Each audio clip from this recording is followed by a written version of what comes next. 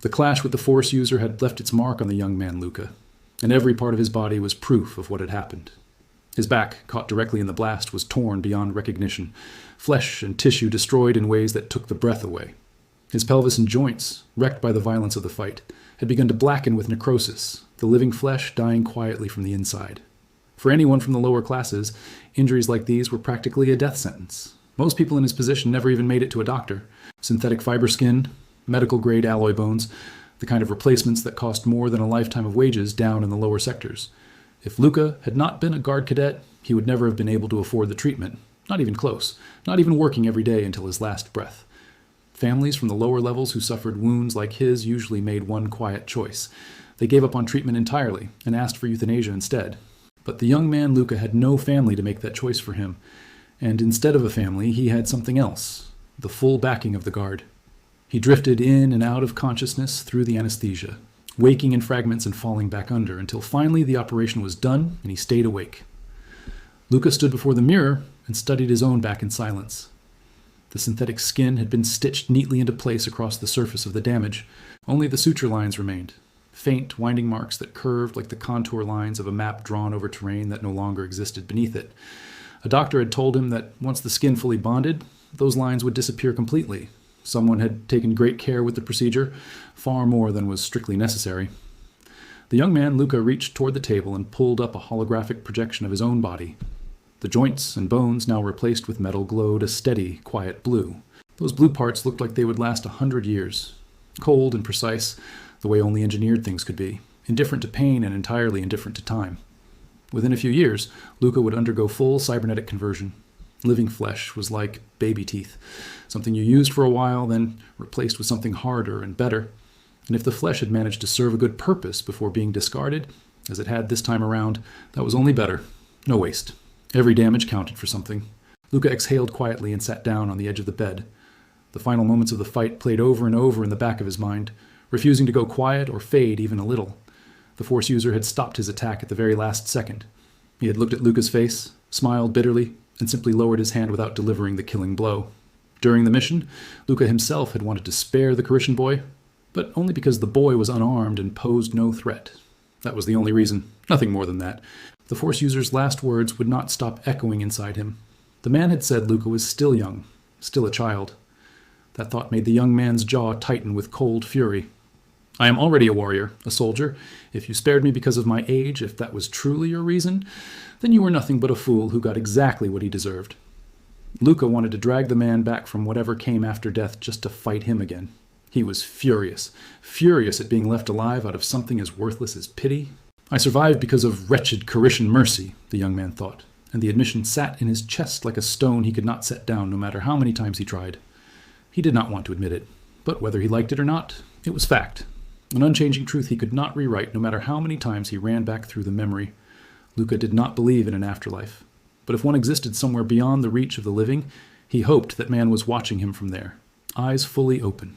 He planned to kill more Carishans, many more, and he wanted the Force user to watch from wherever the dead went and finally regret the choice he had made at the end. That was Luca's revenge. He would not repeat the man's mistake. He would never hesitate again the way the Force user had chosen to hesitate over him in that final moment. The young man, Luca, spent an entire month submerged in a medical capsule filled with solution that carried a low electric current, recovering piece by slow, grinding piece. He felt completely healed long before any doctor agreed with him. But no matter how clearly his body told him it was ready, they refused to clear him for any form of training. Another month dragged past. The healing solution in the capsule was blue, a pale, suffocating blue that clung to everything and seemed to press in from every side at once. Worse than the color was the texture. The solution was sticky and unpleasant, and Luca spent hours inside it each day, unable to walk or run or do anything at all but wait. He started thinking that a sword wound would have healed faster. Even a bullet would have been better. 2 months as a laboratory rat was more than enough for a lifetime. I need a psychiatric consultation, Luca said flatly, staring at the commander's face on the holographic screen across the room. The commander raised one eyebrow in calm surprise. Psychological trauma from the injury? That really does not sound like you at all, the commander said slowly, studying the young man Luca with an expression of careful curiosity. No, it is not from the battle, Luca said quickly, shaking his head. A simple cadet had no business troubling the commander over something trivial, but he was desperate enough to try. If I spend one more day inside that capsule, I will grab the doctor by the head and dunk him into it myself. I want that acknowledged. I'm completely serious about this." The commander burst out laughing. He laughed for a long time, leaning back, the sound genuine and unguarded. Then he finally said, "You don't need a psychiatrist. You're completely fine." The next day, a guardsman came to collect Luca. His attending physician was unhappy about it, but he signed the documents. The visitor slid toward him without saying another word. You could identify a guardsman from a distance by the uniform alone. The cloak, black on top, red underneath, dragged along the ground and moved with a weight all its own.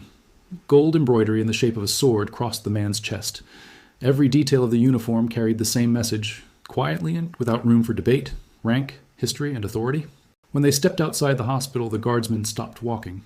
He stood still and looked down at the young man Luca in silence, studying him from above without expression. Luca watched the man's shoulders shift. He saw the hands begin to tense. He had already expected what was coming long before it arrived, and he let it come without stepping back. The guardsman's heavy fist drove into Luca's stomach with full force. The young man doubled over immediately and groaned, feeling like his insides had been knotted and yanked sideways. "Do you know why you received that?"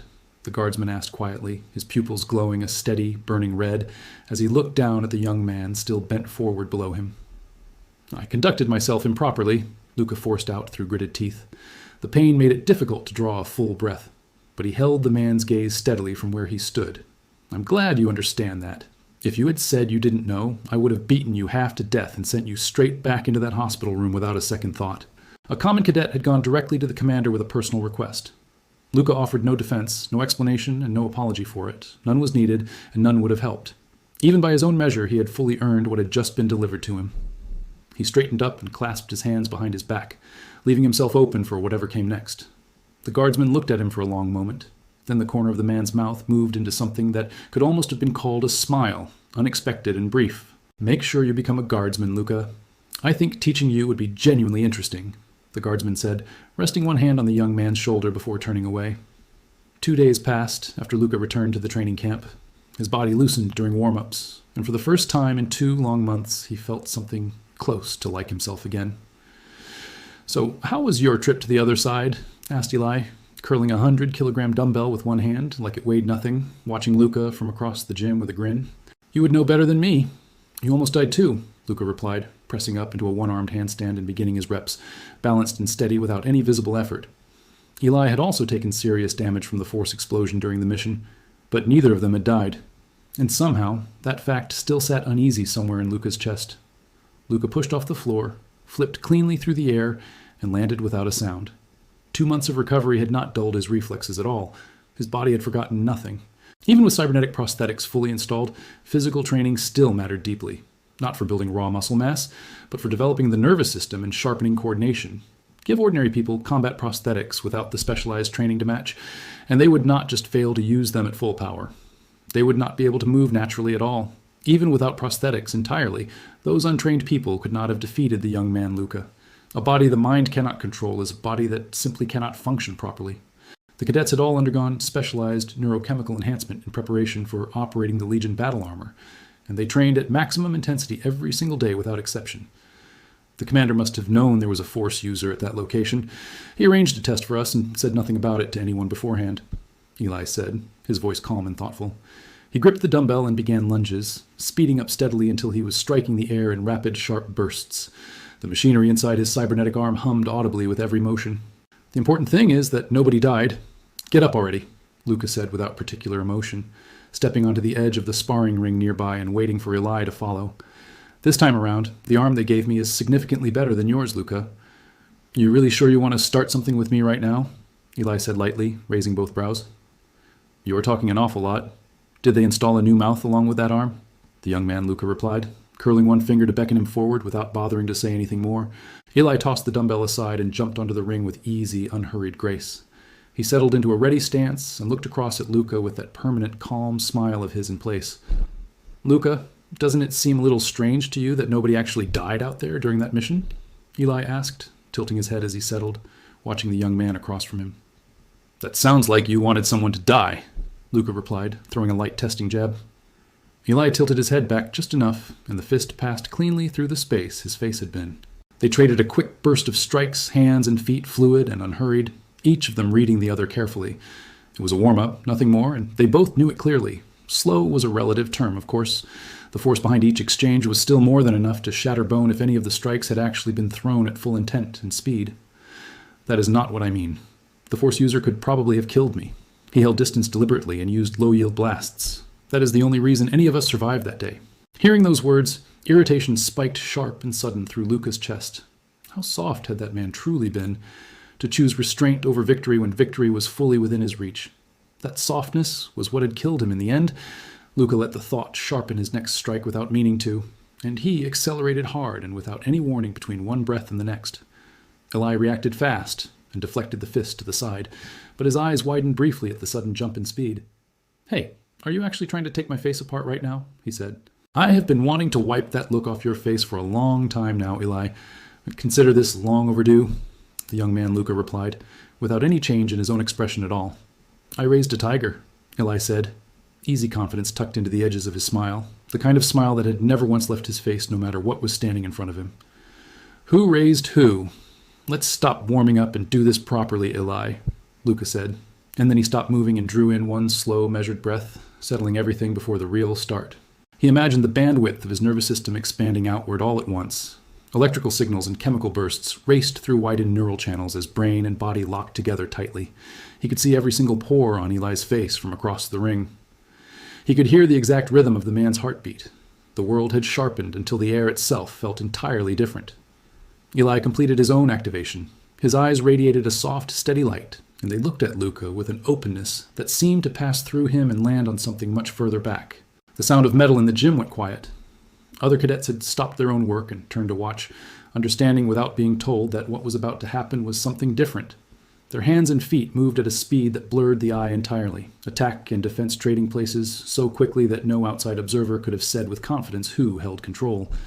A creak rose from Luca's prosthetic limbs, a sound only he could hear, rising from deep inside the mechanism. His hardware was nearing its operational limit. He felt it spreading clearly. His movement slowed by a fraction. Barely measurable, but measurable. He needed to either stop or find a way to end this in the next few seconds before the gap between them widened further. Eli really did get upgraded hardware this time, Luca thought, watching the man's arms still moving at full pace while his own were beginning to fall behind with every single exchange. He opened his fist instead of throwing another direct strike and reached sideways to catch Eli's incoming wrist before the punch could extend fully toward him and connect. His fingers closed around Eli's fist. He pulled, sharp and direct, a single clean motion designed to break the other man's balance and open a gap where there had been none before. Eli staggered. The opening was small, barely a heartbeat wide. But for the young man Luca, a heartbeat had always been more than enough space to work with when it truly mattered. He swept Eli's leg with a precise, low motion and stepped cleanly back out of range before any counter could arrive, giving himself room to watch what unfolded from the right distance. Eli hit the mat and looked up at the young man standing above him. Luca gave a small, easy wave. Smoke was already rising from his prosthetic hand, the visible cost of pushing past his limit. Quiet sounds of surprise rippled through the watching cadets. Every one of them understood exactly what they had seen. Luca had turned the fight around from a position of clear disadvantage. "I genuinely thought I had it this time," Eli said, breathing hard but still smiling up from the mat. No resentment in his face at all, only something that looked a great deal like satisfaction. If getting stronger were just a matter of installing better parts, why would any of us have put ourselves through all this suffering? Luca replied, and extended his hand down toward the mat. Eli grabbed the hand, pulled himself up, and then stood studying the young man Luca carefully with an expression that was slightly different from his usual one, quieter, more deliberate. His easy smile wavered, just slightly. He began to speak, then stopped, eyes moving briefly to the ring of watching cadets still standing nearby. He pulled the words back and swallowed them. Luca already had a clear sense of what Eli was going to ask. He was honestly surprised it had taken this long. The question had been sitting between them for weeks, unspoken and patient. Eli wanted to know why Luca had hesitated over the Carishan boy during the mission. That moment, the one the young man Luca had tried and failed to stop thinking about every single day. Thanks to Eli's quick action, the mistake had been covered over before anyone else could see it clearly. Instead of Luca's blade, it had been Eli's bullet. Luca remembered it exactly. "I made an error. It will not happen again," Luca said quickly, giving the cleanest answer he could manage, the kind that closed a subject before it could be examined from any other angle. Eli narrowed his eyes, and his smile pulled into something tighter and more careful. He had clearly wanted something real, not a statement composed to end the conversation before it started. But Eli Kartika remained a puzzle to Luca even now, even after everything. The man was still the most difficult person in his world to fully read, and Luca was not getting closer to solving him. If you have made it this far, drop a comment below. What do you think is really hiding behind that calm smile of Eli's? Cadet life in the Guard ran for 4 years in total. Luca and Eli were approaching the end of their second year, and the shape of things had begun to settle into something permanent. A new group of recruits had arrived, and the instructors who had spent 2 years drilling Luca and the others had moved on to them, appearing less and less in the familiar places. You're capable of reaching the rank of Centurion. Strive for excellence, for the Emperor and for the citizens of the Empire, the lead instructor had said before departing. That farewell had been directed specifically at Luca and at Eli. The two of them, singled out from the rest, acknowledged it without a word and then went back to their training. By the end of the second year, the hierarchy among the cadets had already been clearly defined. Every talent had revealed itself. Every weakness had been found and recorded. All the foundational combat techniques had been fully absorbed. What remained now was only one thing, applying everything that had been learned when it genuinely mattered. Centurion, the young man Luca thought, letting the word sit in his mind for a moment and examining it from every angle, the way he examined every problem worth solving. The structure of the Guard was straightforward. 1,000 guardsmen, led at the top by the commander, who held the title of Chiliarch, and served simultaneously as the first Centurion. The remaining 9 centuries were divided by seniority and specialization. Cadets like Luca began their service in the 10th century after full cybernetic conversion, the lowest rank. From the 10th century, a guardsman with enough experience could work up to the 5th. After that, depending on specialization and role, they could transfer into one of the high centuries. If I become Centurion of the 10th century, it means I'm the best among all the new recruits. My advancement from there would be fast, faster than almost anyone else in the Guard. That rank was the goal every high-performing cadet had quietly set for themselves. It was unspoken, but understood, the way most real competitions are. Never named, always felt. The Centurion rank doesn't particularly interest me. But, Luca, do you actually want to become Centurion? Eli asked, his voice carrying that characteristic lightness that never quite left it. Unlike you, I have nowhere to fall back to. If I stop climbing, I simply sink. That is the only reality I have ever had to work inside of, Luca replied evenly. With your record of service in the Guard, you would be considered elite anywhere in the Empire at this point. You've already reached the level where your origins stop mattering. Relax. Eli said it with that easy calm of his, landing a light tap of his fist against Luca's chest as he finished. Casual, familiar, the gesture of someone who had forgotten to be cautious. Eli was right. Logically, Luca knew that. He had reached a position where he could have eased off slightly and still been fine. But anxiety had always been the engine that moved him forward. The feeling of standing constantly at the edge of a drop. He did not want to lose that.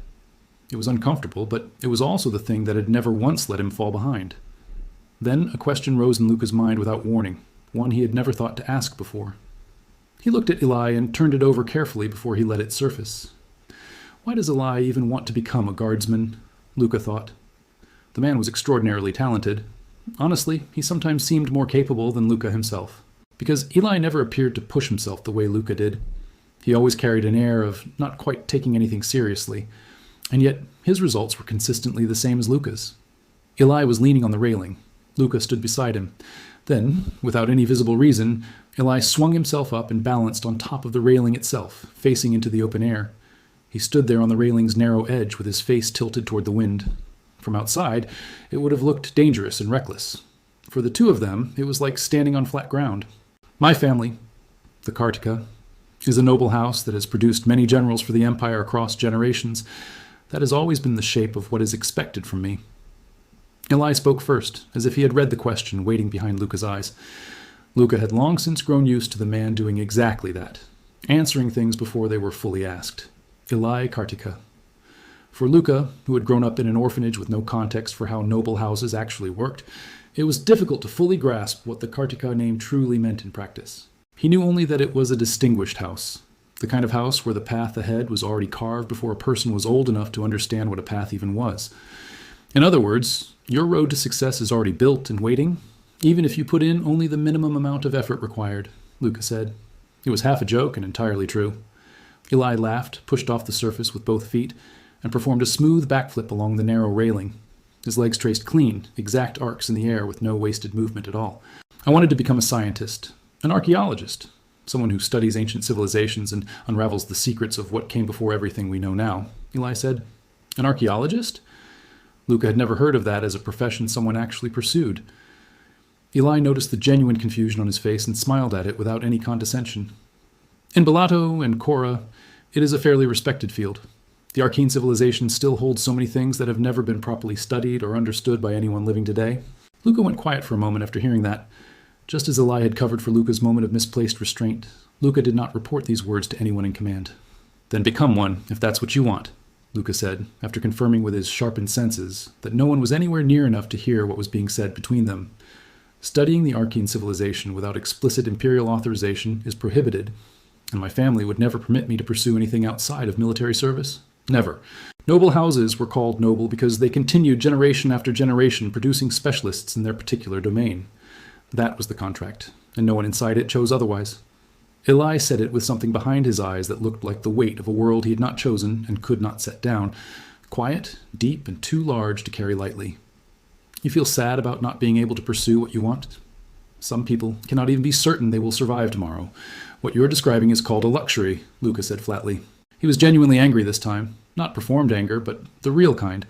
The kind that came from remembering what the bottom of the lower sectors actually looked like and smelled like. The depths of the city were full of people who had no certainty about the next day at all. To do the work you loved was something those people did not even have language to imagine wanting. Yes, for you, what I'm describing sounds like luxury. I understand that completely, but for me, it is a real thing I actually feel, and feeling it does not make me ungrateful, Eli replied. He said it with no defensiveness and no flinching, just standing quietly on the railing, balanced, meeting Luca's irritation with the same steady calm he met everything else with. You should suffer more. Go hungry for a while. That might give you a better sense of proportion, Luca said with contempt. But even as the words left him, he knew they had no effect on Eli. My family does not know about this dream of mine. I have told only you, Luca. Only you, out of everyone I have ever known since the day I entered this place, Eli said quietly. If I reported this to command, it would be the end of you. That is not an exaggeration. That is exactly what would happen, and you understand that perfectly well. You won't, just as I kept your secret. That moment when you hesitated, when you showed mercy to that Carishan boy. We are even, Luca. We have always been even. Eli crouched down on the railing until their eyes were level with each other. He looked at Luca directly, with nothing in between and nothing held back, calm and completely present. Luca frowned at him. I hesitated because the boy was unarmed. Even without your interference, I would have killed him in the end. That hesitation meant nothing permanent. The commander's order was to kill every Carishan at that outpost.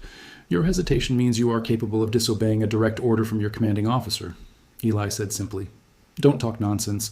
I am loyal to the Empire and to His Imperial Majesty, because they recognize my ability when nothing else would have. Their enemies are my enemies, full stop. Eli looked at Luca for a long moment, then moved his lips slowly around a question that carried more weight than its size suggested.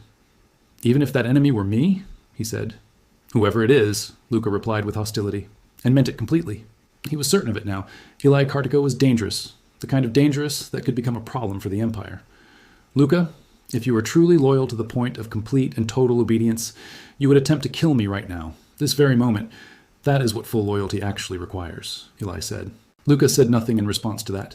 He simply held Eli's gaze with open dislike, letting the silence carry the weight of everything he was choosing not to say or do in that moment. Eli accepted the silence as an answer and nodded slightly. He pushed off the railing and dropped downward, falling 3 full stories before landing below with easy, unhurried grace. Luca looked down from above and watched the figure of the other man walking away across the courtyard beneath him. His jaw was tight. He exhaled through his nose. Idiot, he muttered. Eli had everything. Noble birth, exceptional ability, a future that had been laid out before him with care. And having all of that, he was chasing something that made no sense to anyone else. You will get yourself killed that way, you fool, Luca said quietly to the empty air above the courtyard, watching until Eli's figure disappeared from view entirely below. The 3rd year of training, following the completion of all basic preparation, became an unbroken chain of live combat assignments. The number of cadet deaths rose sharply during this period. Rain hammered down without any sign of stopping. Luca and Eli, along with 3 other cadets, pushed through dense forest with waterproof hoods pulled low against the downpour.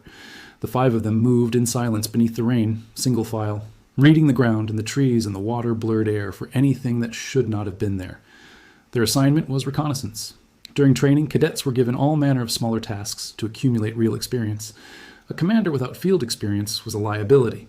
For a soldier, especially for a commander, incompetence and ignorance were the worst possible qualities. They cost more lives than any single enemy had ever managed to take on their own. Luca raised one hand in a sharp signal. The group stopped moving. They gathered under the broad shelter of a tree, and those who had not slept closed their eyes and dropped under almost immediately. Controlled sleep was one of the combat skills they had been taught alongside everything else. The ability to fall fully asleep in seconds and rise from it completely alert and ready. Luca chewed slowly on a nutrition bar, scanning the dark, wet forest around them. The rain made sight difficult. Every tree swayed and shifted, the whole world looking ready to swallow them. Somewhere out there, a guardsman in a Legion suit is watching us right now, Luca thought, keeping his eyes moving steadily across every shadow between the trunks ahead of him. Even live combat assignments were still part of training. If the cadets encountered something beyond their ability to handle, the guard would intervene. That was the understood agreement. Command believed we could handle that force user, and they were right, Luca thought, remembering the ruins. Together, he and Eli would have finished the fight without assistance. He closed his eyes briefly and went over the mission details again in his mind. They were in unmapped neutral territory, ground that belonged to no one and was claimed by no state. Anyone they encountered out here could be treated as hostile. That was the standing rule for this kind of assignment, and it made every shape in the dark rain worth watching carefully. Eli is behaving strangely, Luca noticed, glancing at the other man. Eli was drinking water, but he looked not tired. The opposite. He looked alive in a way that was slightly out of place. He is genuinely excited about seeing Ark in ruins, Luca thought, understanding landing a moment later. Their reconnaissance target was exactly that, an Ark in ruin in the middle of the forest. The ruins were surrounded by a field that disrupted all signals, which was why people had to be sent out on foot, rather than gathering the information remotely from a safe distance. Luca tapped Eli on the shoulder and stood. Their rotation for keeping watch had arrived. The other cadets remained still and asleep beneath the tree as the two of them moved off. Extraordinary, isn't it? A civilization that crossed space before humanity even existed, and the traces of it are just sitting here in this forest, waiting, Eli said as they walked. Luca shrugged without slowing his pace, not sharing the enthusiasm and not pretending to share it either. He had never found ruins particularly interesting, and tonight was no exception. The ancient Arkan civilization. He knew only fragments of what was generally known about it. They had crossed the galaxy in some distant past. Their traces had been found across many worlds. I have no interest in Arcane or any of that. They have been dead for a very long time. What they built, or where they went, does not change a single thing about the present moment. Eli's expression did not fall at the dismissal. He seemed, in fact, not to be trying to convince Luca of anything. He spoke the way someone speaks when they cannot help but speak at all. The group rested, then moved on. As they prepared to leave cover, one of the other cadets, Claude Ramones, approached Luca quietly, waiting until they were just barely apart from the others. Claude Ramones. Not as influential as Kartika, but still a known name. Even Luca, who had grown up in an orphanage, had absorbed enough during 2 years among noble cadets to understand that. Luca, I have a younger sister, Claude Ramones said, without any particular preamble. Luca looked at him with a neutral expression, waiting for the rest of it. And, he replied, if you don't have anyone, I would like to introduce you to her. I think it could be something worth considering, Claude said, watching for the reaction with careful, measured eyes. I am from an orphanage, Luca said simply. There was no one in the cadet program who did not already know that detail about him. He offered it as information, not as apology. From an orphanage or from a noble house, we will all become guardsmen. You may even become my commanding officer someday. That matters more than where anyone started, Claude said. Luca looked at him closely. Claude was not making a joke, and he was not speaking carelessly. He meant every part of what he had just said, and Luca recognized that clearly. It's a reasonable offer. I know you're close with Eli, but the Kartika house has no unmarried daughters, and you clearly aren't going anywhere near a family like that for connections. I haven't thought about any of this. And we are currently on a mission, Luca said, after a pause that was brief but deliberate. Claude nodded once and stepped back without pressing further. Just think about it. No rush. That's all I'm asking, Claude said, and then he moved off to rejoin the others, leaving Luca alone with a thought he had no particular interest in carrying. Eli, who had clearly overheard every word, fell into step beside Luca and nudged him with an elbow. You're becoming popular, Luca, he said, sounding pleased with this development. Be quiet, Luca replied without turning his head, and kept walking at the same steady pace as before, giving Eli nothing more to work with on the subject. They pushed on toward the ruins. As they drew closer to the center of the forest, the shapes of fallen metal structures began to appear through the trees, broken, massive, and utterly silent. This is, Arkeen, Eli said softly, stopping to look at a collapsed pillar standing half swallowed by roots and rain. Something moved across his face that Luca had not seen there before.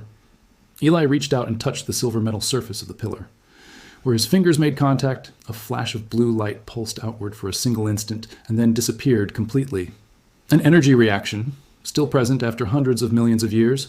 Whatever this structure is made of, it has outlasted everything that has ever tried to understand it, Eli said quietly. Luca frowned at him. Eli, we are on a mission. I need you here, not inside your head, he said. Eli blinked, looked at him, and nodded. Right. Sorry, he said, and came back to himself. It was the first time Luca had ever seen Eli look genuinely unguarded, like a person rather than a performance of one, the careful ease temporarily replaced by something much more honest. Luca signaled the group to reform. Their task was to survey the arcane ruins, assess the structure, gauge the scale, and collect any artifacts they found before returning safely.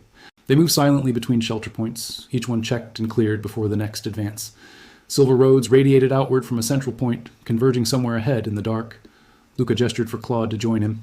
He usually moved into unknown positions alongside Eli, but Eli was distracted tonight, and Luca could not afford to rely on a distracted partner. The other 3 cadets took positions behind pillars and broken walls, rifles ready, covering Luca and Claude as the 2 of them approached the center of the ruins, carefully and in silence. Luca tried to activate his right artificial eye to run a scan of the surrounding area. The unique energy field of the ruins blocked every attempt and sent a pulse of pain through his temple. A click, sharp and dry and completely out of place, cut through the ambient noise of wind and the distant drip of water from the stone structures surrounding them. A strange sound came from somewhere ahead.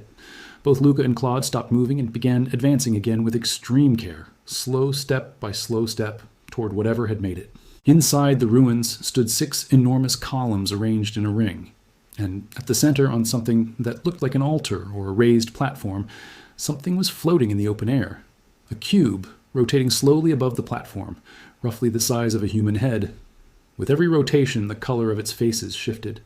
From inside came the soft, steady sound of working machinery, and beneath the cube, someone was standing. When Luca saw who it was, every muscle in his face went still. Then his expression shifted into something sharp and focused and very cold. Damn, Luca thought. The single word arriving in his mind like a door slamming shut on every other thought that had been there a second before it. Every nerve in his body went to full alert at once. Instinct and reason both signaled the same thing simultaneously, in the same instant, without any gap between them. Maximum danger. If the Empire had its guard, then the Holy Kingdom of Korra had its paladin order. And the figure standing beneath that rotating cube was wearing Carishan paladin armor. Luca recognized it immediately. The armor was blue and white, decorated with complex engraved patterns that caught the faint light. A spear and a sword hung from the back and belt. The face was hidden completely behind a helmet. The paladin of Korra turned its head. Inside the helmet, blue light flared to life.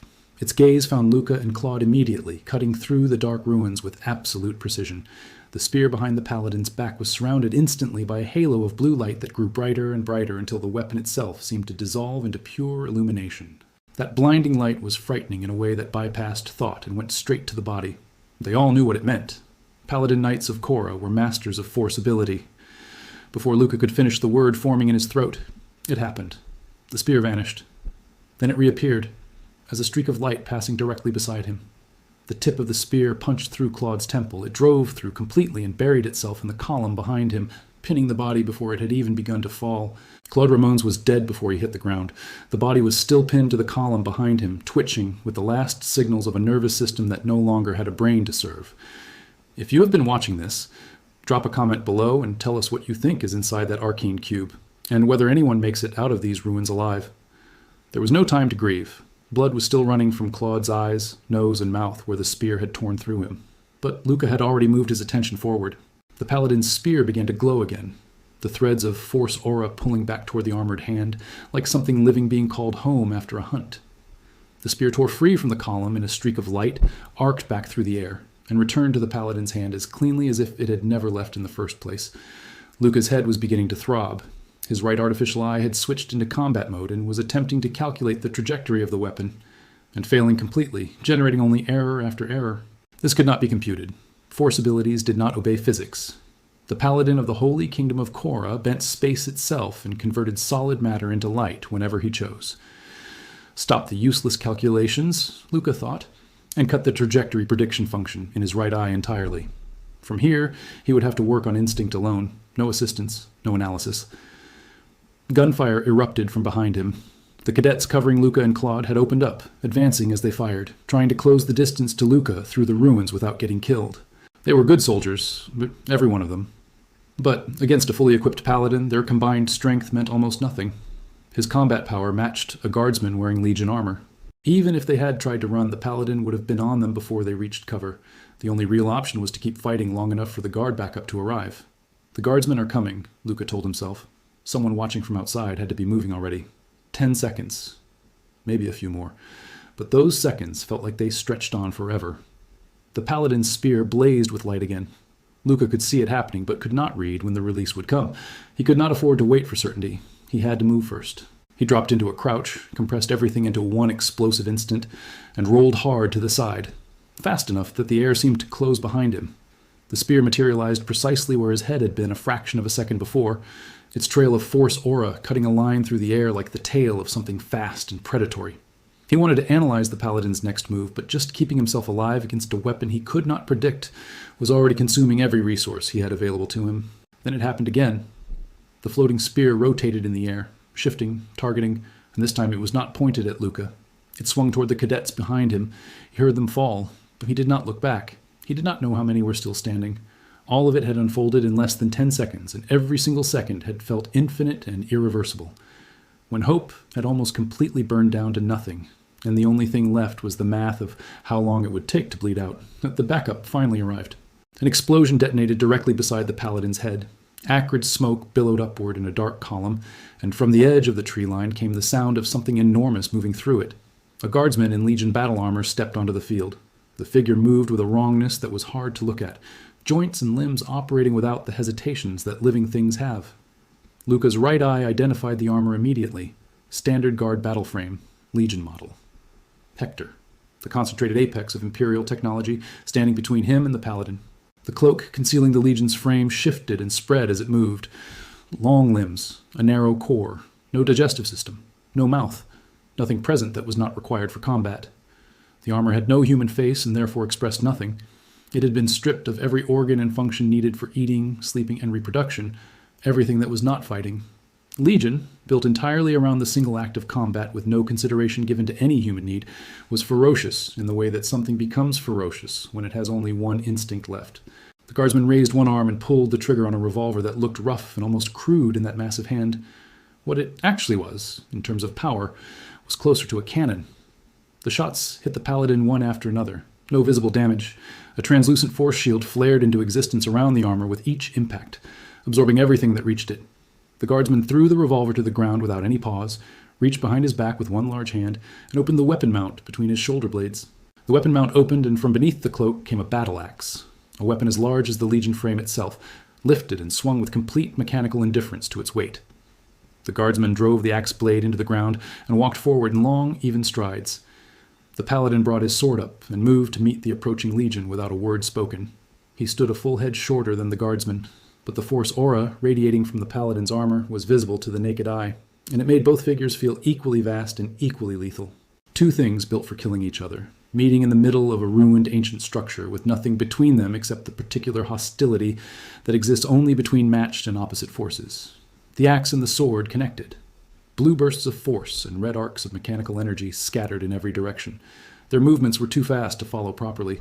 Sound lagged behind motion. The paladin's shoulder plate shattered under the axe. The Legion's chest plating split open beneath the sword as cleanly as fabric parting under a blade. Neither of them slowed. The two weapons locked against each other, and for a moment the fight became a contest of raw force. One side mechanical, one side channeling something older and stranger than machinery. The guardsman shifted the axe to one hand and shoved. The paladin staggered, almost went down. The mechanical frame was stronger. That much was becoming clear with every exchange. The guardsman's free hand closed around the paladin's helmet. Metal ground against metal under the pressure of the grip. The intention was obvious. Crush, tear, remove, end the fight. On the surface, it looked like the guardsman was winning. But Luca noticed that the paladin had moved one hand off the sword hilt without explanation, holding the blade steady with only one hand. Something was wrong about that. It did not add up. Luca felt the wrongness before he had language for what exactly it was. A trap, the thought arrived, fully formed. The paladin was pretending to lose. He was surrendering his head as bait in exchange for one unexpected strike, the kind you could only land once, He had judged that taking the fight blow for blow against the Legion was not going to work. Two monsters, roughly equal. So the Paladin had decided to change the terms of the equation entirely. The Paladin's freed hand moved. His fingers turned toward the fallen spear on the ground, pulling force aura around it from a distance, drawing it back into readiness through the air. If the aura finished wrapping the spear, it would convert back into light, and then it would go through the guardsman's head before anyone could stop it. Luca needed to break the Paladin's connection to the spear. He reached for his sword and remembered that his fingers were broken. The hand would not close around a hilt. The spear on the ground shuddered, lifted, and began to rise into the air as the bright force light wrapped around it, gathering faster now, almost complete and almost ready to fire. Today was clearly not his day in any measurable sense, and yet a desperate idea arrived in the back of his mind anyway, whether he had room for it or not. He had his legs. There was no time to evaluate the plan or find a better one. Luca pushed off from the ground, launched himself into the air, and began rotating as he rose.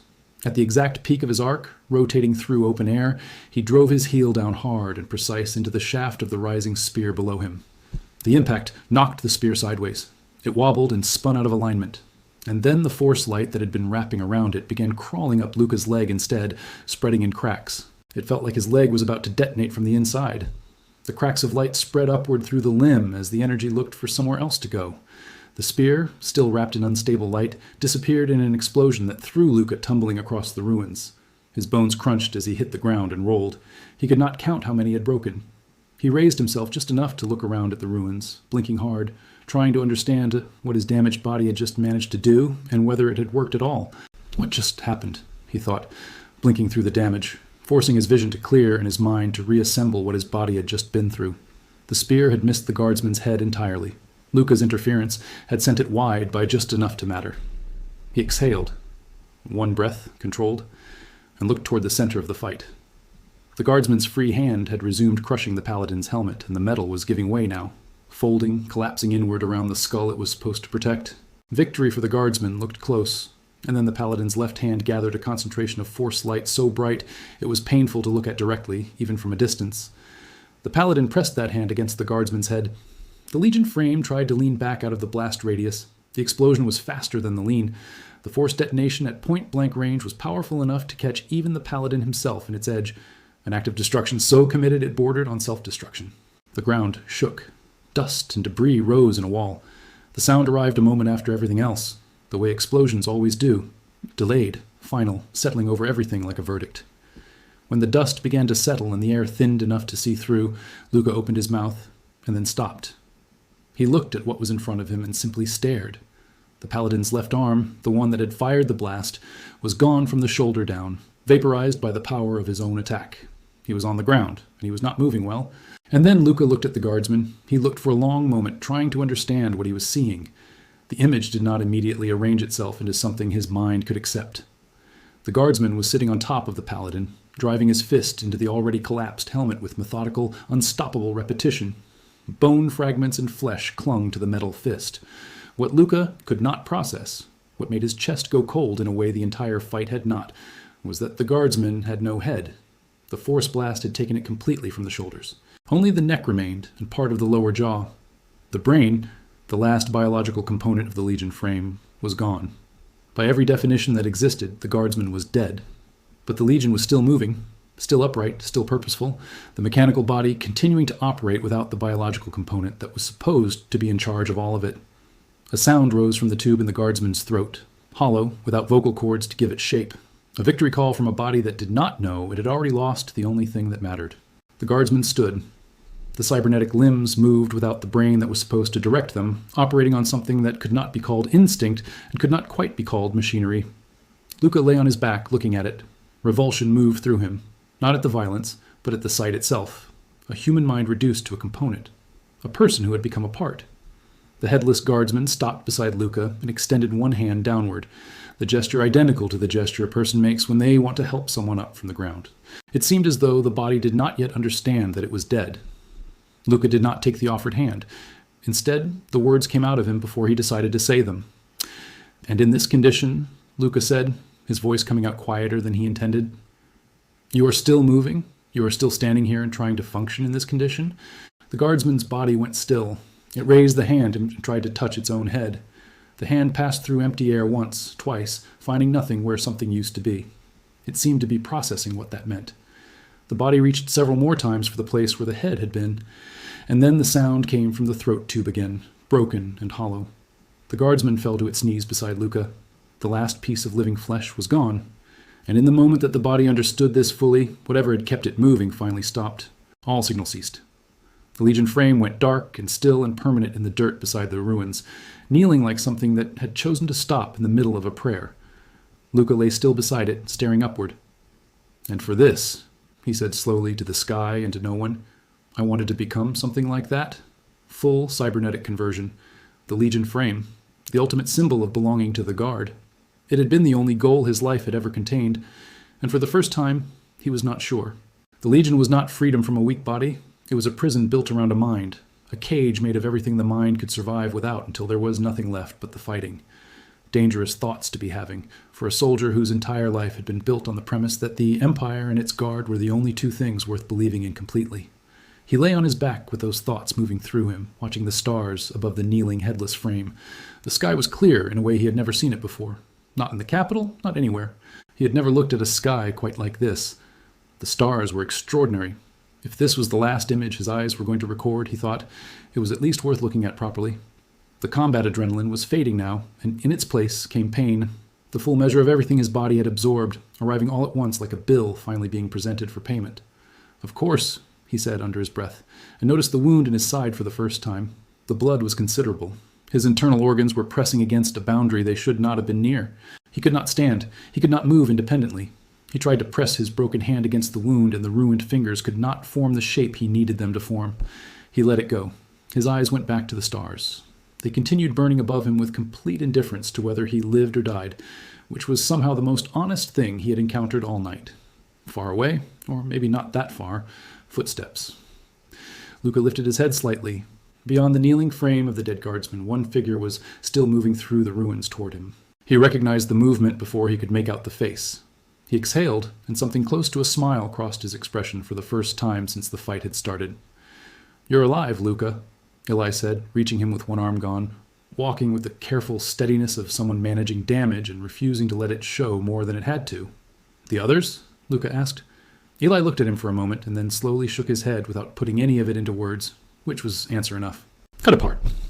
Both directions," Eli said finally. The paladin's light blades had done their work. Luca and Eli were the only two left standing, or in Luca's case, the only two left breathing.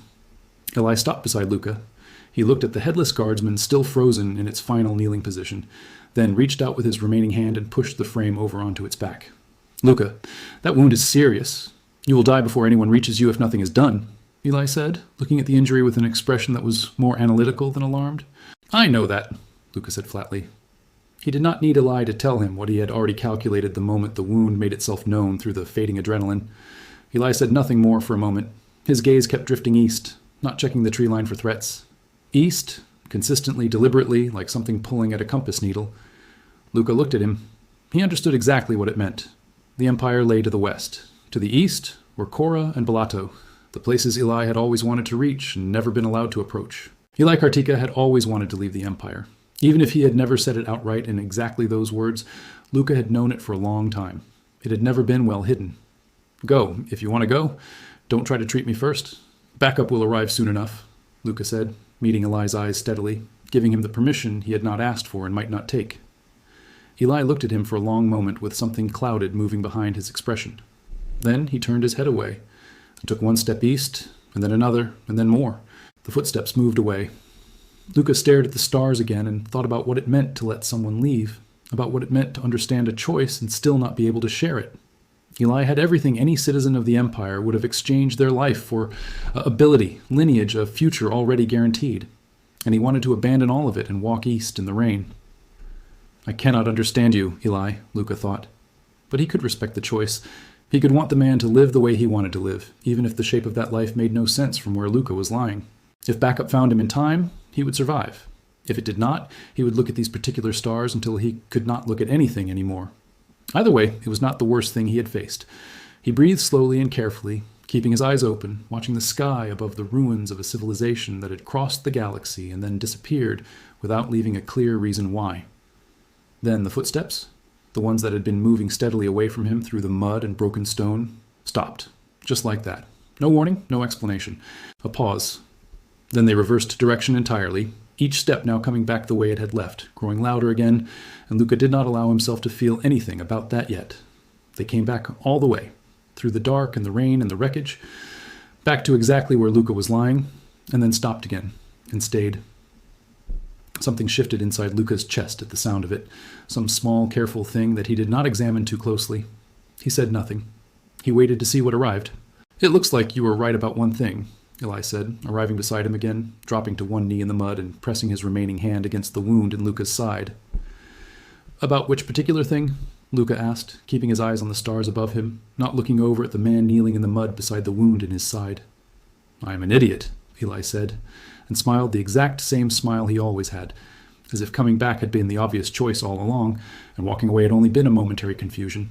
Luca said nothing. He looked back at the stars. His breathing steadied slightly. The pain did not get smaller, but somehow it became easier to hold, with someone applying pressure beside him. They were extracted and returned to the Empire, and almost before the medical capsule had finished sealing, the interviews began. High Command had decided the ruins mattered considerably. Officials with titles so long they gave Luca a headache came to hear his account in sequence. They discussed diplomatic friction, territorial claims, and the political weight of what had been found inside those ruins. 1 guardsman dead, 3 cadets dead. And High Command received the report with the particular calm of people for whom soldiers dying on assignment was simply part of how the calendar worked. Luca sat in the medical bay, flipping through a catalog of cybernetic prosthetics, wearing temporary prosthetics designed for daily life rather than combat, feeling like he was wearing chains. In those ruins where we were, they found an artifact. "There's a lot of dispute right now about who it actually belongs to," Eli said from across the room, apparently knowing everything as usual. "The arcane artifact." Luca remembered the rotating cube suspended above the platform at the center of the ruins. He had known it was unusual. He had not thought it was an artifact specifically. "And what about the extraction of the artifact? How is that being handled?" Luca asked, pulling just enough focus away from the catalog to engage with the subject briefly. "They're assembling a team of specialists. The Guard is maintaining security around the ruins in the meantime. Apparently some artifacts qualify as strategic state resources," Eli said, settling back. Luca listened to approximately half of what followed. The subject genuinely did not interest him the way it interested Eli, and he saw no reason to pretend otherwise. If the Holy Kingdom does not drop its claim to the ruins and the artifact, the situation could escalate into a serious conflict, though probably not a full-scale war. "Nobody actually wants that," Eli finished. "All 3 states, the Arcresia Empire, the Holy Kingdom of Korra, and the Balato Federation, were carefully avoiding full-scale war. If 2 of the 3 went at each other openly, the 3rd would gain everything. So they kept their conflicts contained, local, and at a casualty level that could be absorbed without destabilizing anything. It was a system, and everyone inside it understood the rules. None of this was particularly Luca's concern, or rather, it was, but not in any way that required his opinion. His job was to fight when ordered. That was the duty of a soldier of the Empire. The Guard, Luca thought, and the image came back immediately. The headless frame kneeling in the dirt of the ruins, reaching for a head that was no longer there, making a sound like grief. "Phantom effect caused by residual nerve impulses," the commander had said when Luca submitted his account. A predictable answer. A clean answer, not the one Luca had actually wanted. "It reacted to my words even after it was already dead. That is not a phantom effect. Something was still present in that frame that had no business still being present at all." That question remained open and unanswered, and it sat in the back of Luca's mind the way unresolved things do. Not demanding attention, but never fully letting go either. He looked down and realized he had not turned a single page in the prosthetics catalog at any point since sitting down with it. Not one page, not one item considered. "Luca, I would recommend the F-24 Rayos model for your hands. Short adaptation period, so you'll be back to full combat capability fast. The specs are better than your previous set as well." Eli leaned over and pointed at the relevant page, helpful and unasked, the same way he had always been, useful in ways that felt effortless, which Luca had learned to stop finding suspicious. Luca looked at him. Eli appeared calm. He had chosen to come back, to stay in the Empire, to press his hand against a wound in the rain instead of walking east toward the things he actually wanted.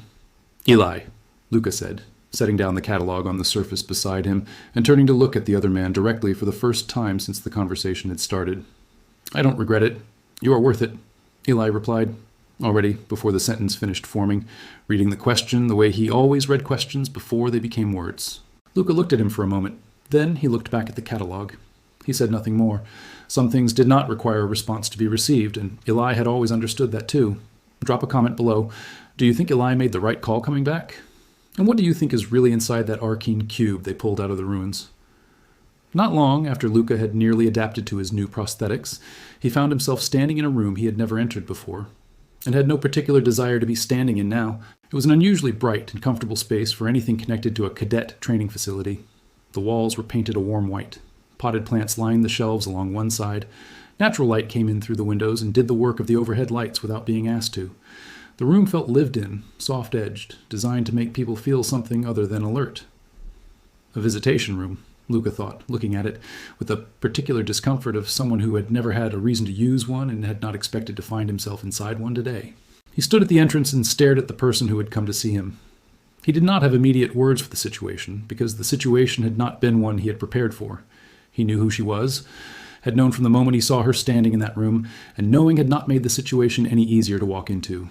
Lillian Ramones, younger sister of Claude Ramones, who had died in the ruins beside him not long ago, and who had wanted to introduce the two of them before he got the chance to do it himself. The young woman Lillian was dressed in black mourning clothes. When she saw Luca appear in the doorway, she stood up. Her eyes were half-lidded, in a way that made her look permanently unhurried. "We have met before, haven't we?" Lillian asked carefully, as though she was not entirely sure of the answer, and was leaving room for him to correct her if needed. Luca nodded and sat. "We saw each other at Claude's funeral," Luca said. He was already uncomfortable. He had been the commanding officer of the unit when Claude died, and there was no version of this conversation that ignored that. If she wants to hold me responsible, I will accept it, Luca thought, and sat with his back straight and his hands resting on his knees, prepared to receive whatever she had come to deliver. The young woman Lillian looked at him quietly across the table for a long moment. Then she said something that landed in a direction he had not anticipated at all. "Claude talked about you a lot, Luca. He mentioned a talented friend among his fellow cadets more than once. He asked me if I would want to meet you," the young woman Lillian said. Unexpected words. Luca tilted his head slightly, just enough to signal that he had not been prepared for that specific direction. "He talked about me," Luca said. "He said he had a gifted friend, and he asked whether I might be interested in getting to know you." "He brought it up more than once," Lillian said, keeping her eyes steady on his face. Claude had wanted to introduce them. He had apparently spoken to his sister about Luca with enough regularity that it had seemed like a natural thing to eventually arrange. Luca sat with that quietly. "You are aware of my background, where I came from, how I got here, what that actually means in practical terms?" Luca asked, keeping his voice even. "That is actually part of why the offer makes sense," Lillian replied without hesitation, as though she had already thought through this part thoroughly before arriving. Luca was genuinely surprised now. The young woman, Lillian Ramones, had access to far better options than a man from an orphanage with no name and no family behind him. The empire was large. "What exactly do you mean by that? Why would my background make this a better arrangement rather than a worse one?" Luca asked, genuinely unclear on the logic. "Between us, there would be fewer unnecessary formalities to manage, fewer things to navigate that have nothing to do with the actual people involved." "What do you think?" she said. The young woman Lillian leaned forward and rested her chin on both hands, looking across the table at him with an openness that was entirely at odds with how most people from noble families conducted themselves. Her directness was disorienting in a way that the paladin's spear had not been. Luca would have genuinely preferred to be back in the ruins. At least there he had known what to do with himself. "I don't know you, Lillian. Not in any meaningful sense," Luca said. It was the most honest version of a refusal he could put together without being gratuitously unkind about it. "We can fix that." "I don't know you either. Not in any meaningful sense. That's the point of beginning something," the young woman Lillian replied, as though it were the most obvious thing imaginable. This young woman was not simple. The relaxed expression on her face was doing a great deal of work. Underneath it, she was persistent in a way that would not respond well to being pushed directly. If he tried to refuse her bluntly, she would not simply accept the refusal and leave. She would find the edges of it and work around them. He could see that clearly already. "I need time to think about this," Luca said, choosing the middle ground as the most realistic option available to him given the circumstances. "I think this is a genuinely good offer for you. Most people in your position would consider themselves fortunate to receive it," the young woman Lillian said, without any particular cruelty in the observation. He flinched internally at that framing. A good offer. Something others would envy. He turned the words over and examined them because they were not entirely wrong, and that was exactly the problem. If he was being rational, she was right. A connection to a family like the Ramones was exactly the kind of foundation he had always been told he needed, and had never had access to before. Any man in his position would want a woman like Lillian. That was practically an objective statement. The logic of it was clean and clear and pointed in one obvious direction. But it was the direction that other people would have chosen, not necessarily the one that Luca actually wanted to walk down when he was being honest with himself about what he was doing and why.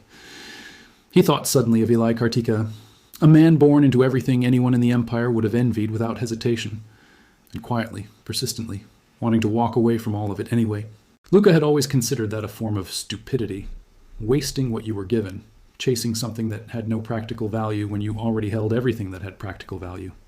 So that's what it is, he thought, and understood the feeling arriving in his chest without particularly welcoming it.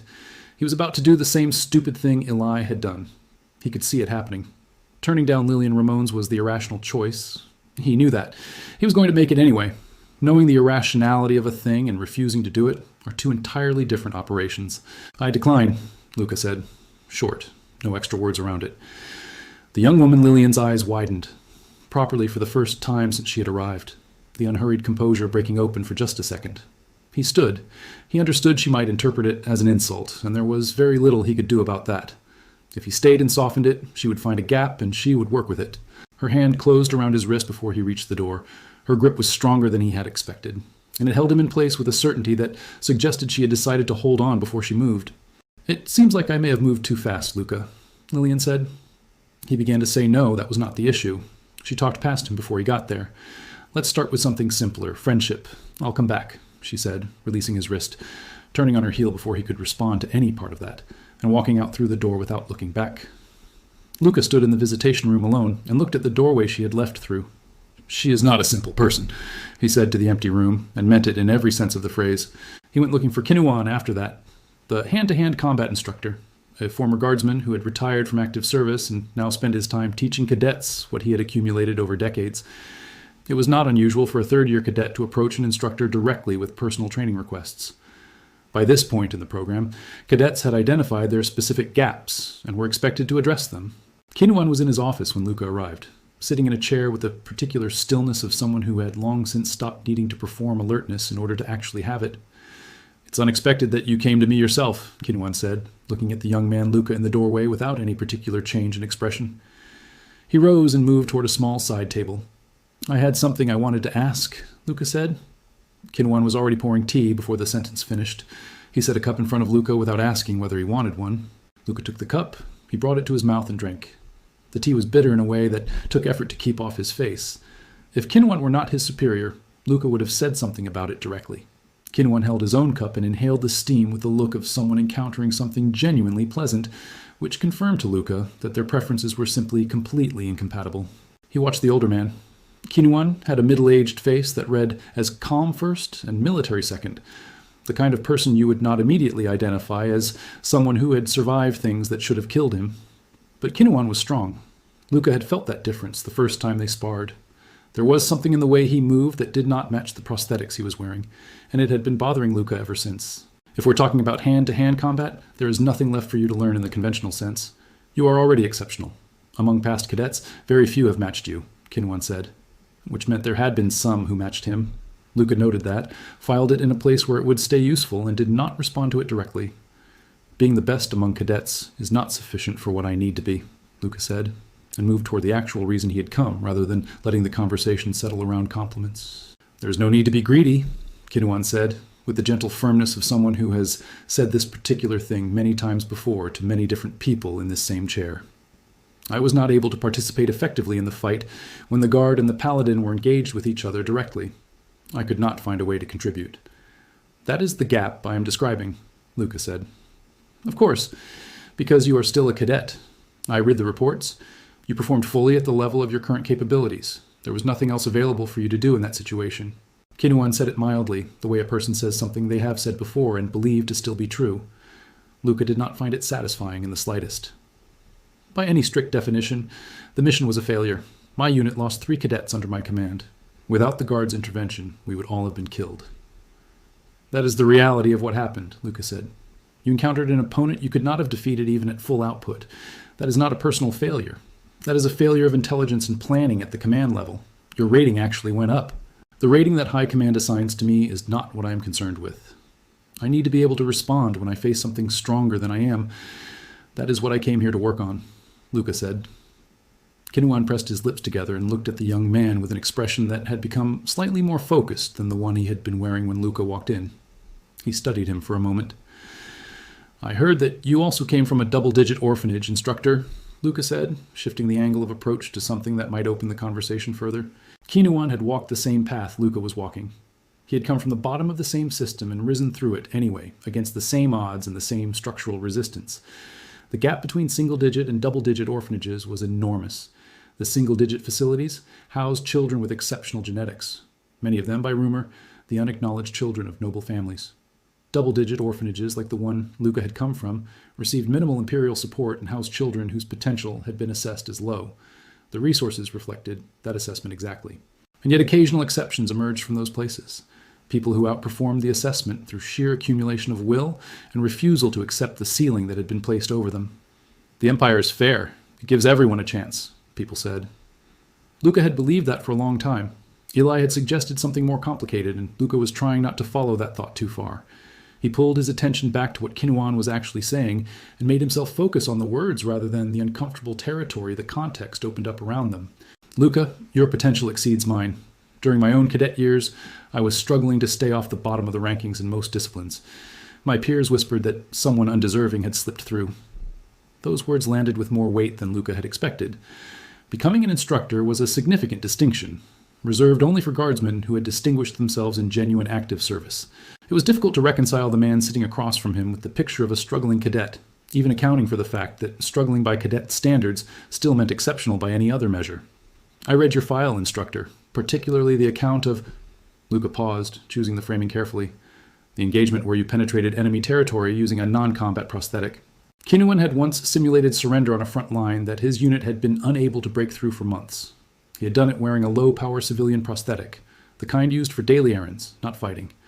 The Bellado Federation had accepted the surrender, brought him in, and started interrogating him. Then Kinuan killed the officer, entered the command room, and dismantled the entire battlefield command structure. The resulting chaos had given the Empire the opening to push through and force a Federation retreat that had seemed impossible until the moment it happened. The details of how he had done it, how a man in a civilian prosthetic had moved through a secured military installation without being stopped, were not in any file Luca had clearance to read. "You are very curious," Kinuan said. It was not a compliment. For anyone in the Guard, for any soldier of the Empire, those words functioned as a warning. Do not pursue what you have not been cleared to pursue. Luca understood that completely. A year or two ago, he would not have pushed this far. He was aware, sitting in this chair, that something in him had shifted in a direction that was not straightforwardly good. "Forgive me, instructor," Luca said, and began to stand. There was no point staying if nothing was going to be shared here. He had identified the right person. He would have to find another way. "Are you planning to go through every instructor with requests like this? Many of them will respond negatively. Reputation matters as much as skill, possibly more over a long career," Kinuan said. "I'm not interested in climbing by working my way into instructor's favor. I intend to rise through my own capability. I have nothing else to work with, and I have no one to rely on but myself," Luca said. Kinuan looked at him for a long moment. Something in the older man's expression changed. Subtle, but there. He set down his cup and stood up from the chair. "Come with me, Luca," he said. The training hall Kinuan led him to was empty. The scanner at the entrance read Kinuan's presence, and the lock disengaged with a sound like something deciding to cooperate. The door swung open. Metal walls. Metal floor. The kind of space where every sound bounced back at you from a different direction. Clean and unforgiving. Designed to strip away every comfort that was not relevant to combat. "You have always been an exceptional cadet," Kinuan said, walking to the center of the floor with his hands behind his back, then turning to face the young man, Luca, standing at the entrance. "Thank you," Luca replied automatically, because that was the correct response, and his mouth produced it before his mind had to make a decision about it. "Particularly your results in hand-to-hand combat have been a source of pride for me as your instructor. Now, show me what you have learned, Luca. Show me where you actually are," Kinuan said. Luca moved into a ready stance immediately. There was no reason to hesitate. If this was a test, he needed to pass it, and watching Kinuan move was itself an opportunity he had come here specifically to have. His right eye scanned Kinuan's prosthetics. Low-power civilian models, the same category as what Kinuan had worn when he walked into enemy territory and dismantled their command structure. Every other instructor and guardsman wore combat prosthetics, even off duty. Kinuan wore the lightest available option every single day, and Luca had stopped finding that detail easy to explain away. In pure grip strength, my prosthetic is at minimum 10 times stronger than his, Luca calculated. His overall specifications were significantly superior in every measurable category. His only structural disadvantage was incomplete conversion. The biological portions of his body were less resilient than fully cybernetic alternatives would have been in the same situation. He regulated his breathing. He was not underestimating the man. Even with civilian-grade equipment, Kinuan was strong enough to take apart a cadet like Luca without working particularly hard. I don't remember teaching you to hesitate. It seems like you may have forgotten the fundamentals somewhere along the way, Kinuan said, still standing with his hands behind his back, not moving. My apologies, Luca said quietly, to Kinuan, to the wasted seconds of hesitation, to whatever principle of efficiency he had briefly violated, and closed the distance. He moved fast, channeling his body's momentum into the first strike. A test shot aimed at Kinuan's face, light by Luca's standards, but direct enough that a clean hit would have meant serious damage. Kinuan's head moved to the side, just barely, just enough, and the fist passed through the space his face had occupied a moment before without touching anything at all. Luca had not expected the first strike to land. He shifted into the follow-through, reaching with his other hand, fingers spread slightly, ready to close around whatever part of Kinuan's arm came within range. If any limb got into his grip, he could apply enough torque to pull it cleanly from the joint. That was the calculation. It was a sound calculation. Kinuan's hand touched Luca's wrist. A light touch. Barely contact, barely pressure. And yet, the moment it happened, Luca's entire body lurched sideways as though the ground had tilted under him. What? The thought arrived before his body had finished processing what had just happened to it, before anything else in his mind had the chance to catch up to the physical reality. His arm and his body swung off axis like a vehicle that had left the road without warning. His footing wavered. He was going down. He did not try to stop the fall. Interrupting the sequence of his attack would have opened him completely to whatever Kinuan wanted to do with the gap. He was already inside the man's range. Instead of bracing against the fall, Luca accelerated it, planting one hand on the floor and simultaneously driving his unstable leg toward Kinuan's jaw in a kick that came from below and at an angle. Even to himself, in the moment of doing it, the improvisation felt borderline impossible. Some part of him had quietly hoped it might catch Kinuan off guard, simply through its improbability. He looked at Kinuan's face. The man was smiling. The instant Luca saw that smile, he already knew the exchange was over and he had lost it before the kick arrived. Kinuan redirected the kick downward with an open palm, and Luca's body spun through the air like something thrown rather than something that had chosen to move and hit the floor on his back. What in the... Luca could not fully stop the sound that escaped him.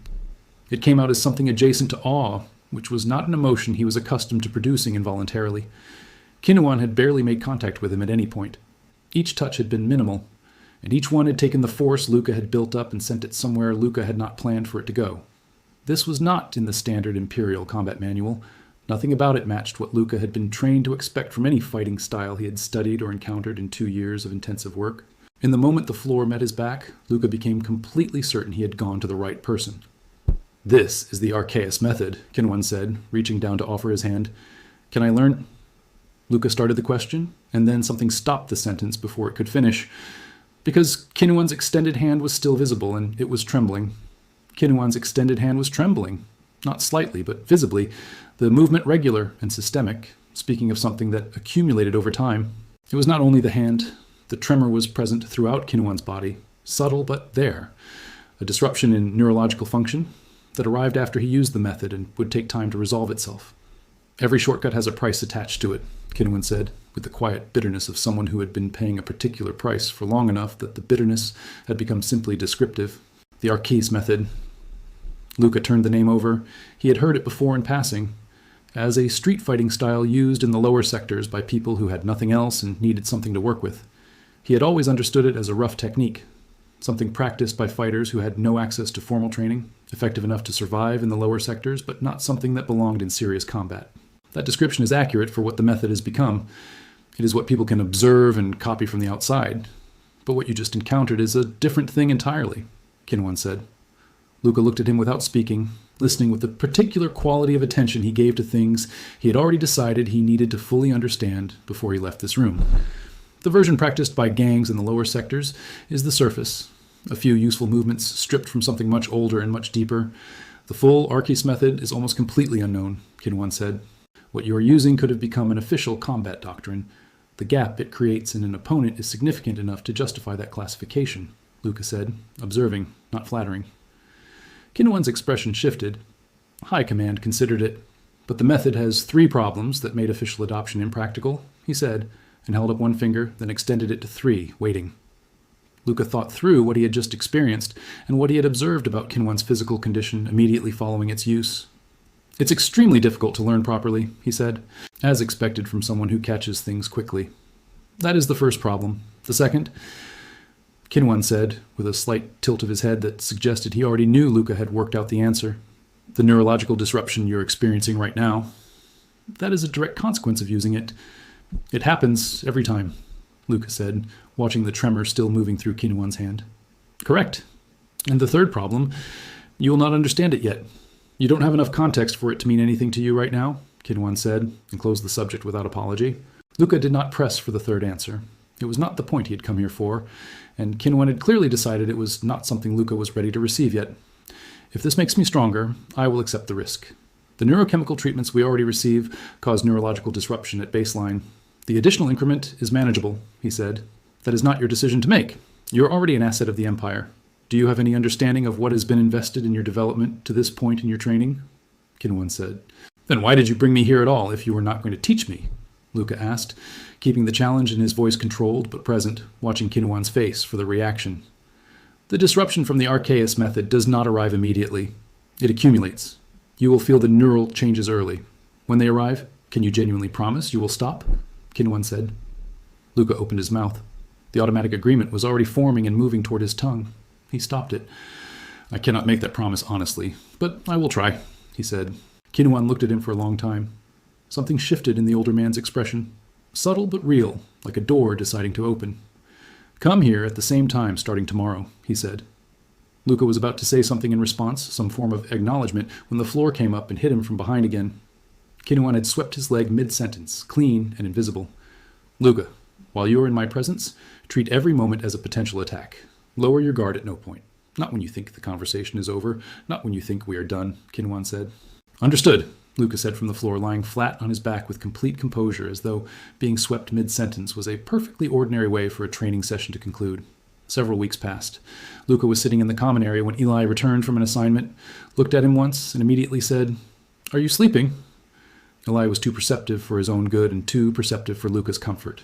Luca had been cutting his sleep significantly, not for a day or two, but consistently for nearly 2 full weeks.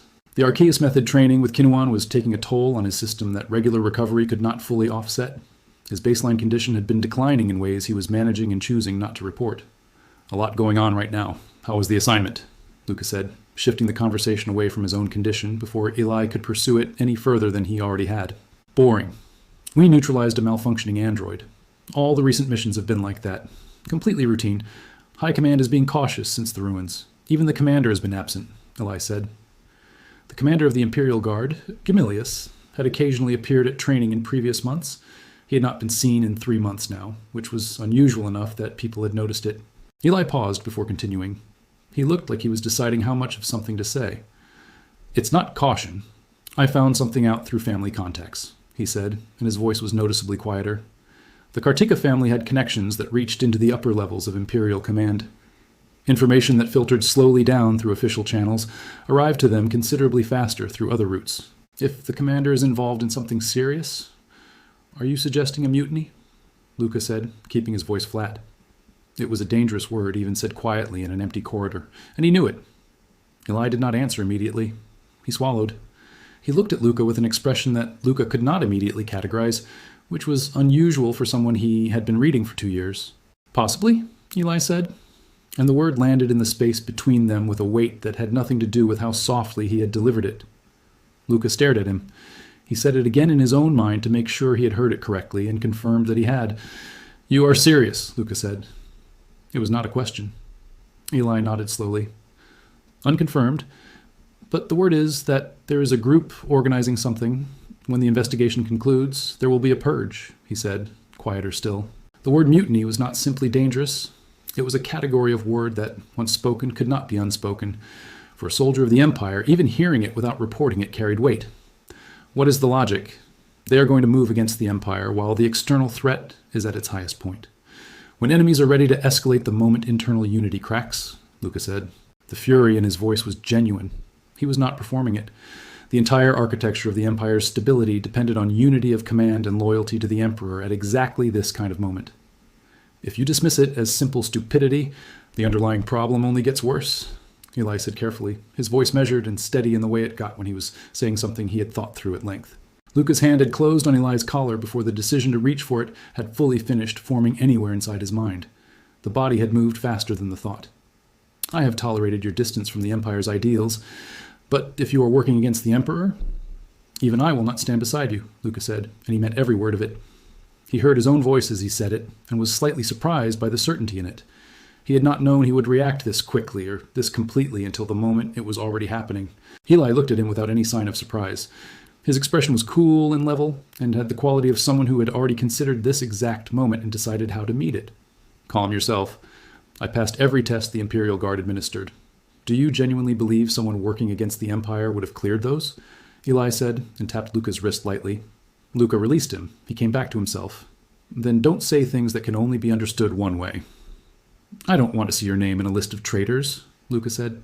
I know. I only say these things to you, Luca. Only ever to you, Eli said, and straightened his collar and smiled in a way that acknowledged everything without explaining anything. Don't smile at me right now. It is genuinely aggravating, Luca said, pushed past him toward the vending machine at the end of the corridor, and did not look back at him once.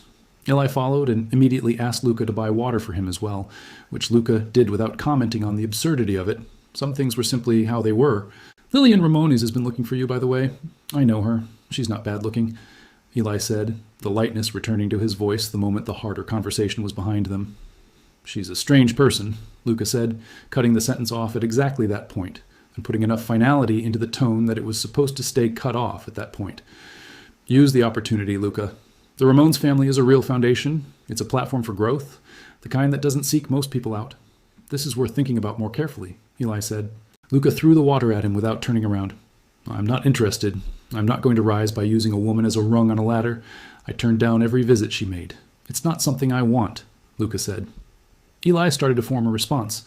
Luca told him the topic was finished, and he used the tone that Eli had learned over 2 years meant there was no productive direction left to push in.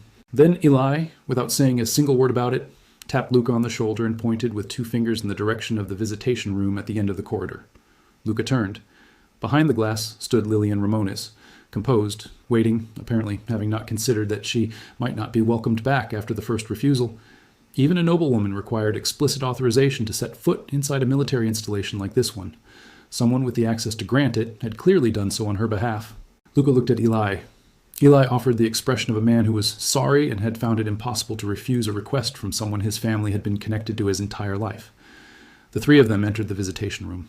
Lillian was wearing a black dress with violet embroidery along the edges. She saw Luca and spoke immediately. Luca, why are you avoiding me? She said. Her pride had been touched. This was likely a first for her. Very few people in her world would have turned down what she had offered, and none of them would have done it twice. Because I am not interested, Luca said, and remained standing rather than sitting, because sitting would have implied a length of conversation he was not planning to have. Eli attempted to smooth the moment with a smile and a few words. Luca told him to be quiet without looking at him. Lillian's eyes widened slightly at watching Luca speak to a Kartika that way without any hesitation. Did I do something wrong? Is there something about me specifically that you object to? Lillian said, rising from her seat and closing some of the distance between them. I have no time for this. I came from an orphanage. Unlike you, if I lose my footing once, that is the end of everything I have built. I cannot afford distractions of this kind, Luca said. But isn't it logical, then, to get closer to someone who could provide stability? That's actually an argument for this, not against it, the young woman Lillian said, meeting his logic directly with her own. I don't think you understand what I am saying, Lillian Ramones. If I build myself up on a foundation that belongs to someone else, it falls the moment that person decides they are done with it. But a tower built entirely by your own hands, that does not fall the same way, and it does not fall on someone else's timeline, Luca said. Lillian went still. Something in her face shifted, frustration moving through it and settling into something else, something quieter and harder to name. If she walked out angry, perhaps this would finally resolve itself. Luca suppressed every defensive instinct he had and waited, holding himself still, ready to accept whatever she decided to do. Then you won't give me any chance at all? Her voice was lower now, less composed. something underneath the composure pressing against the surface of it and beginning to show through. Guilt moved through Luca briefly. He acknowledged it and kept his position anyway. Ambiguity now would only extend something that needed to be finished. If everything that needed to be said has been said, then I will go, Luca said, and turned toward the door with the intention of actually using it this time. She caught his wrist again. The grip was the same, firm, certain, decided in advance of the moment it was applied. I think I moved too fast, Lillian said. He started to disagree. She talked past him in exactly the same way she had the first time, as though his words were information she had already processed and set aside. Friendship, just that. I'll come back, she said, and left. Luca stood in the doorway of the visitation room and watched the space she had left behind. Eli appeared beside him with the expression of someone choosing not to say anything, which was itself a statement. She is not a simple person, Luca said, to the empty corridor and to no one specific and to himself, and found that this remained as true the second time he said it as it had been the first. And somewhere in the back of his mind, behind the training and the missions and the weight of everything the Empire required of him, something unresolved had taken up residence and was not leaving quietly. The story of Luca was only beginning. The more you watched him, the harder it became to look away, because underneath everything he had built, there was still something he had not yet found a name for. If this recap hit the way it was supposed to, leave a comment, subscribe so you don't miss the next chapter, and tell us, do you think Luca will ever let anyone pass the wall he has built around himself?